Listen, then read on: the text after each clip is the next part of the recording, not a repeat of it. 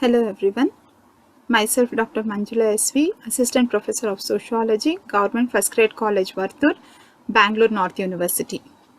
Today I am discussing the non-core paper titled Culture, Diversity and Society for 3rd and 5th semester students who are studying in BSc, BCom and BBA. Unit 2, Family, Caste, Village and Women in India, session number 14, and the topic is Family.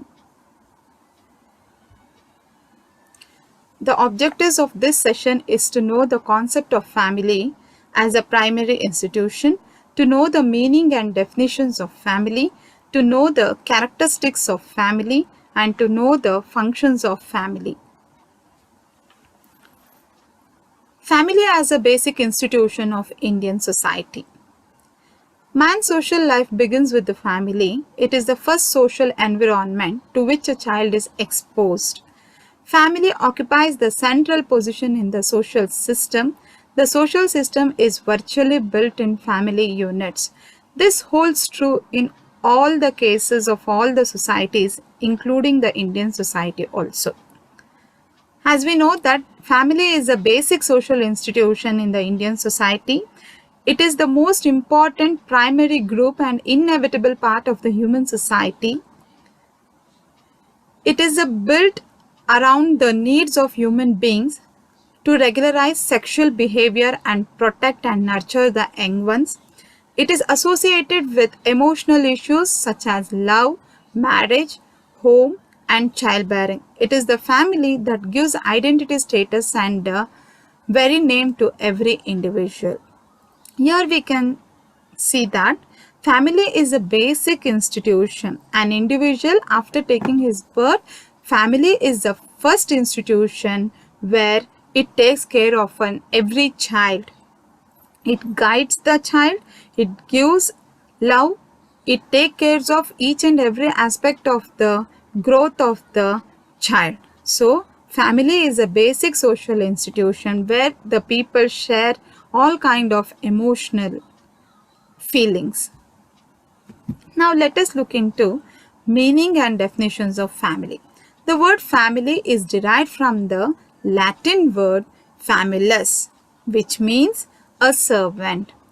In Roman law, the word denoted a group of producers and slaves and other servants as well as members connected by common descent or marriage.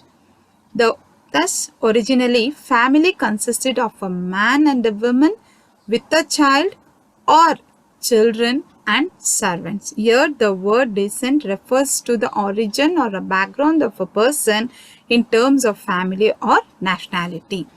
Here, it is clear that the word family is derived from the Latin word. It has its origin from Latin word which is called as famulus. Here, famulus means servant. As per the Roman law, it not only included the family members, it also included the servants, the slaves or the producers who were connected with the family.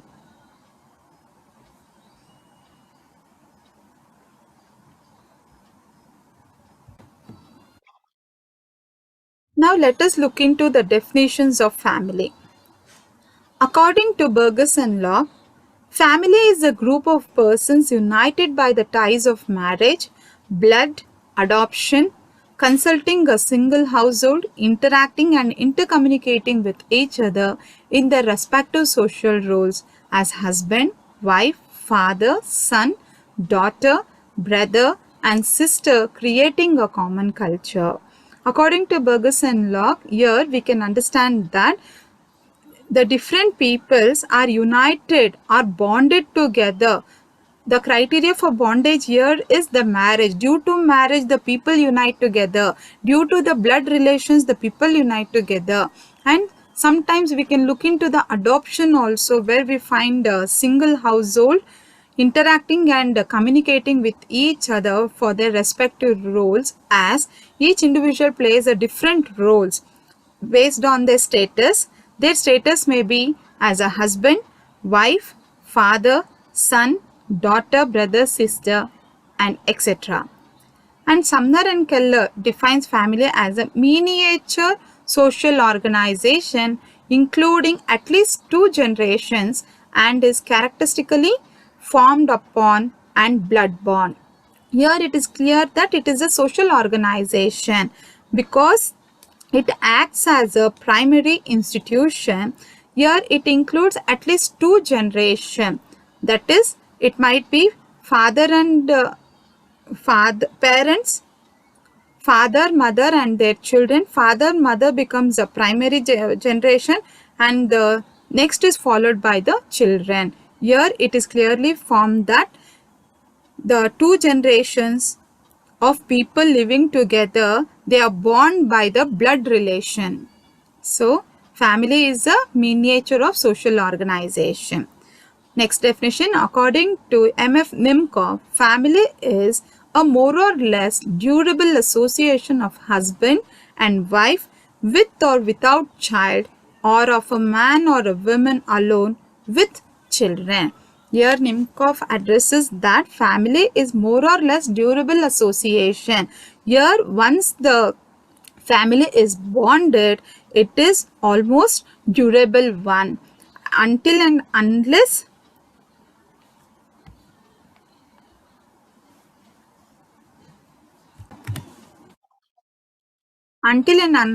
anyone is missing or anyone is lost. Also, they can be a man or a woman alone with their children. This also constitutes a family. According to McIver, family is a group defined by a sex relationship sufficiently precise and enduring to provide for the procreation and upbringing of children. This definition makes clear that it is a blood relation based on the sex relationship which has a enduring durability where the procreation process takes place and the upbringing, taking care of a children in the family takes place. Next definition, Eliot and Merrill defines family as the biological social unit composed of husband, wife and children. Here Eliot and Merrill make sure that it is a biological social unit because here we can find the human beings due to the blood relationship, due to the sexual relationship, the family extends and that family includes or it is composed of husband, wife and children.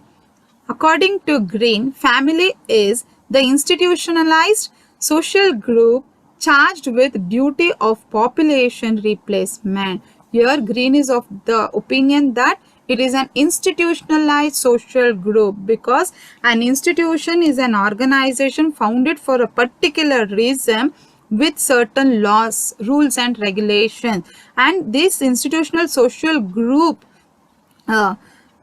this institutional social groups monitors the younger ones to keep up the laws, customs, rules and regulations in the society. And here Green mentions that it is a social group charged with duty of population replacement. Here one after the other, if any person dies and there is no end for that family and it is replaced by other population, there the continuity of generation takes place in the family. Now let us look into the characteristics of the family. What are the characteristics of the family in common and in general?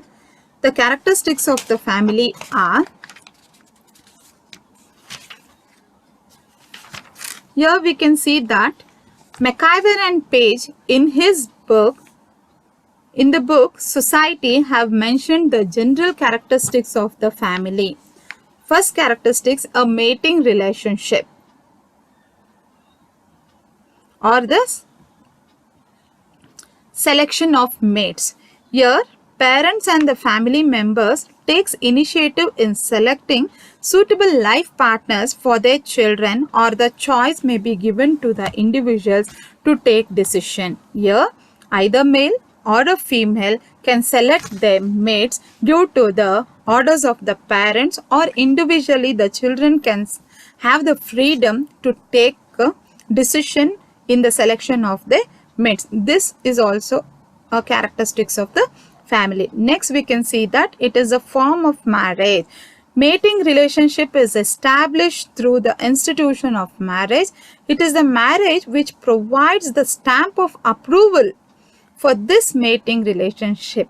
Until and unless a person is married, he does not get the approval to have a sexual relationship. Marriage is an institutional arrangement made by the society according to which the individual establish marital relationships among themselves. So marriage may be monogamous or polygamous. Here, to establish a marriage, to establish a family, marriage is very much needed one. Next one, we can see that a system of nomenclature. Every family is known by a distinct special name and has its own system of reckoning descent. Here, descent refers to the social recognition of the biological relationship between individuals. Here we can see that descent is nothing but a social recognition of the biological relationship. That is, descent is traced to the male line or a female line. Here, if we trace the line from male member, then we can call it as a patrilineal descent, where we can see that male is the head of the family, whereas descent traced through female member or female line is called as matrilineal descent, where we can see that women is the head of the family. Next one, we can see that common residence. A family requires a dwelling place without which the task of childbearing and child rearing cannot be adequately performed. Family is required for dwelling, the growth of the family. The growth of the family takes place by the sexual relationship of the husband and wife, and here childbearing and child rearing takes place inside the family. Next, we can see that economic needs. Every family has certain economic needs, and family provides for the satisfaction of economic needs of its members. Here, family is a protector, it is a caregiver, it is a responsible one, where it fulfills all the needs of each individual. In the same way, it fulfills the economic needs of each and every individual and its members.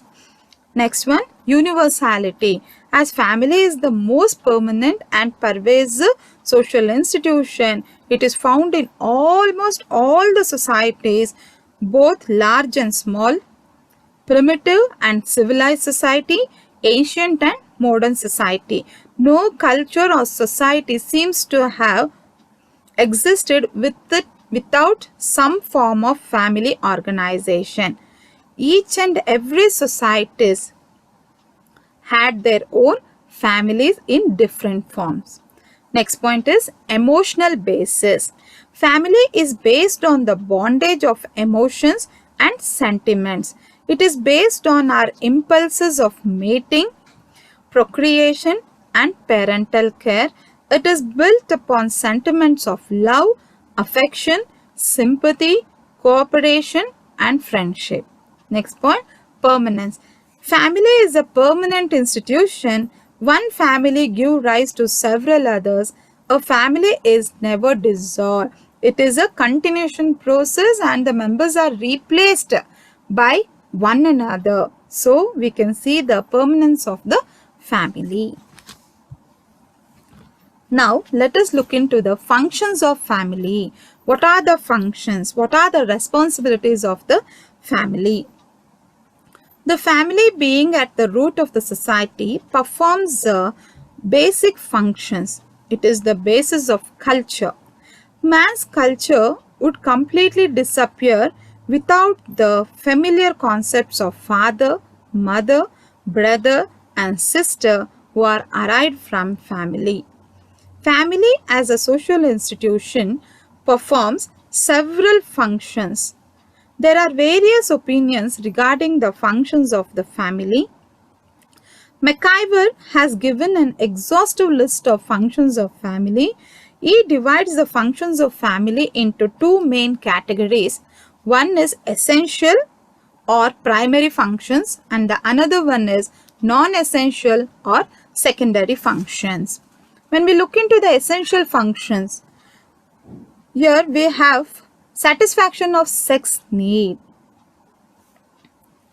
Satisfaction of sex instinct beings the desire of lifelong partnership among male and female. Sexual satisfaction is the main aim of the family. If the sex instinct is suppressed, it may lead to maladjustment and disrupt social relationship. The ancient Indian lawgiver Manu and Vatsyayana regarded sexual satisfaction as the aim of family. It is one of the most important and the primary function of the family. Secondly, we can take up reproduction and rearing of children. Reproduction is the outcome of sexual satisfaction. The process of reproduction is institutionalized in the family. So, family assumes regularity and stability that all societies recognize as desirable. Family is an institution that cannot be replaced by any other. When it comes to childbearing, family held the responsibility of rearing and caring of the children. Next, provision of home. Family provides the home for its members. Home in the sense shelter for its members, for each and every individual. The desire for home is strongly felt in men and women. The home is the physical basis of the family. It is a place of abode which provides physical and emotional protection to its members. Cultural transmission and socialization. Here we can see that it is through family the ideas and ideologies, folkways and modes, custom, traditions, beliefs, values are transmitted from one generation to another. The family is also an agent of socialization. As we know that socialization is a process of learning where the child internalizes, where the child learns the norms, means rules and regulations, laws in the family. The family is a mechanism which brings discipline in child and shapes the personality of the child. Next, status ascribing function. Family is the source of ascribed status. Here, ascribed status is nothing but after the birth of a child, by birth, the child gets the status as a member of that family. Family is the source of ascribed status where an individual gets his status through birth. The people recognizes an individual in society by his name. These names are given by the family. Hence, it is the source of a societal identification. Through the family name, the person's status is identified. Next, affectional function. Family fulfills the man's both physical and mental needs. Family is an institution which provides the mental or the emotional satisfaction and security to its individual members. Family provides the most intimate and the dearest relationship for its members. Here we can see the experiences of love, sympathy, emotions, affection between the parents and the siblings. These are the essential or primary functions. Now we can see the non-essential or secondary function. Here we can see that economic function. The family was the unit of production and consumption. It is through family human being fulfills his economic needs. Family members help in the economic adjustment of the family. The division of labor among the male and female members is evident in the family. Property as an important economic institution which is protected and maintained by the family. Next one, religious function. The family is the center for the religious training of the children. It is through family the children learns the religious practices, values, morals, beliefs, traditions from their parents and the elders. The family meets the spiritual needs of its members. It is through family the religious inheritance is passed from one generation to another generation or the next generation. Next, we can see that educational function. The family is an important agency of education. The traditional family served as the primary institution in imparting education, where home was considered as the first school and mother was considered as the first teacher. In spite of great changes in modern society, the family still gives the child basic training in teaching social attitudes and habits, which is essential for participation in social life. Next, recreational function.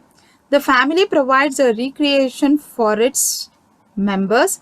It brought the entire family members together during festivals where they used to enjoy by singing, dancing, playing indoor games. But in modern times, recreation has become mostly commercialized and it is organized outside the family. Now, social function. Family also provides the social function where it imparts the knowledge of social customs and modes to the coming generation. It exercises social control over its members, which helps in the maintenance of an ordered society. Family is an important agency of social control. It is the custodian, it is the protector of the culture and serves as the natural and convenient channel of social continuity. So, in this session, we have discussed about the meaning of family, definitions of family, characteristics of family, functions of family. In the functions, we have discussed about the essential and non-essential or primary and secondary functions of the family, and these are the references. Thank you one and all.